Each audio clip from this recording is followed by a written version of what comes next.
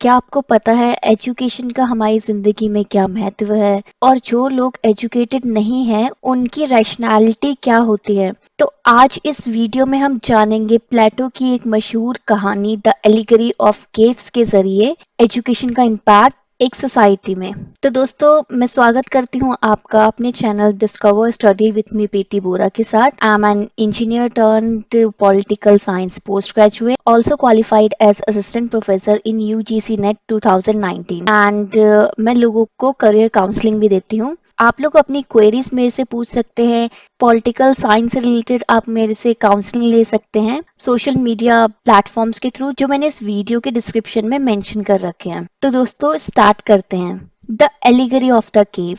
एक बार की बात है कि लोग बहुत ही शैडोई गुफाओं में रहते थे जहाँ पे बाहर की रोशनी आना बहुत मुश्किल था और वो हमेशा अंदर ही रहते थे। वो कभी उन्होंने कोशिश भी नहीं की वो बाहर जाएं। अब जब वो अंदर रहते थे तो दिन के टाइम में सनलाइट की थोड़ी सी रिफ्लेक्शन पड़ती थी एंड उसी में ही काफी जानवर, काफी और तरीके के तत्व जैसे पेड़ पौधे, पानी, ये सब की उनको परछाई दिखा करती थी। उनको लगता था कि यही रियलिटी है, यही सच्चाई है और वो उनको एक्चुअल लिविंग बीइंग मान के उन शैडो को, उन परछाइयों को उनके साथ बात करते थे। लेकिन कभी भी किसी में इतनी क्यूरियोसिटी नहीं जगी कि वो बाहर जाए और देखे कि जिन परछाइयों से वो बात करते हैं क्या वो वैसे ही दिखती हैं, क्या वो सच है, उस गुफा के बाहर क्या है। किसी ने कभी वो सोचा नहीं।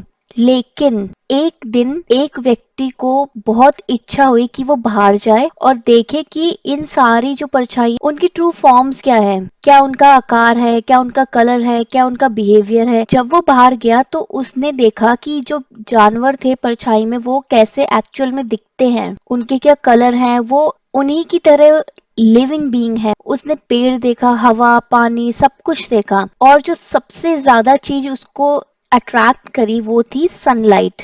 अब एकदम अंधेरी गुफा से एकदम सनलाइट में आया तो उसके आंखों में गेज तो था ही।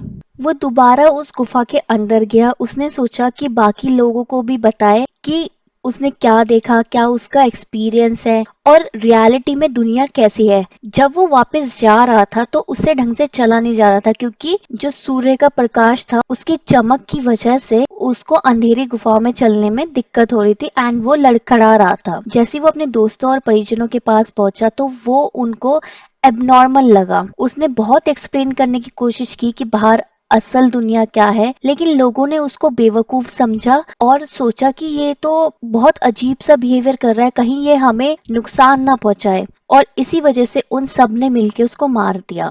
तो दोस्तों इस कहानी से हमें क्या शिक्षा मिलती है? देखिए, पहला तो ये कि अगर हम किसी भी बेवकूफ व्यक्ति को ये बोलेंगे सीधा उसके मुंह पे कि आप इग्नोरेंट हैं, आप बेवकूफ हैं, आपको कुछ नहीं आता, तो ऐसा करके हम सीधे सीधे जो हमारा डिस्ट्रक्शन है, खुद का जो विनाश है, उसको हम खुद ही निमंत्रण दे रहे हैं। देखिए विजडम क्या है, यानी कि बुद्धिमानी किस में है कि जो हमारे इग्नोरेंस है, जो चीज हमें नहीं आती, हम उसे एक्सेप्ट करें एंड जो भी एरर्स है हमारी रीजनिंग में या फिर जो हमें चीजें नहीं आती वो हम नई सीखने की कोशिश करें। और ये स्टार्ट होती है एक्सेप्टेंस से कि हाँ हमें ये चीज नहीं आती। अगर हम प्राइड की वजह से ये एक्सेप्ट नहीं करेंगे तो कभी हम आगे नहीं बढ़ पाएंगे। और दूसरी बात, अगर आप किसी को बोलो कि वो स्टूपिड है, उसे कुछ नहीं आता, तो ऐसा करके आप किसी को भी कभी भी सिखा नहीं सकते। तो कभी भी किसी को कुछ सिखाना हो तो उसके लिए आपको बहुत पोलाइट होना पड़ता है। अब ये प्लेटो ने ये स्टोरी क्यों लिखी थी? क्योंकि यही कुछ सिमिलर केस हुआ था सोक्रेटिस के साथ, जो मैंने लास्ट वीडियो में डिस्कस किया है। चलिए अब बढ़ते हैं द फॉर्म्स की तरफ। देखिए द फॉर्म्स बोलने में बहुत ही साधारण शब्द है, लेकिन ये प्लेटो का बहुत बड़ा आइडिया है। तो मैं आपसे क्वेश्चन पूछती हूँ कि व्हाट इज आइडियल वर्जन? किसी भी चीज का कोई आइडियल यानी कि परफेक्ट वर्जन क्या है? और क्या ये बहुत ज्यादा जरूरी है कि हम परफेक्शन के पीछे भागे? क्योंकि लोग बोलते हैं ना कि आप परफेक्शन के पीछे मत भागो, आप कंसिस्टेंसी के पीछे भागो। लेकिन मेरे हिसाब से दोनों ही अपनी जगह सही हैं और बहुत इंपॉर्टेंट भी है। देखिए आप सब यूपीएससी की तैयारी कर रहे हैं, आप सब किसी ना किसी लाइफ में कोई ना कोई एग्जाम की तैयारी कर रहे हैं। अगर आप ये सोचेंगे कि जो रैंक 1 है दैट इज परफेक्शन या फिर जो परफेक्ट चीज है, अगर आप उसको चेस करने की सोचेंगे तो आपके दिमाग में एक रोल मॉडल होता है, यानी कि फॉर्म्स, कोई ब्लूप्रिंट होता है।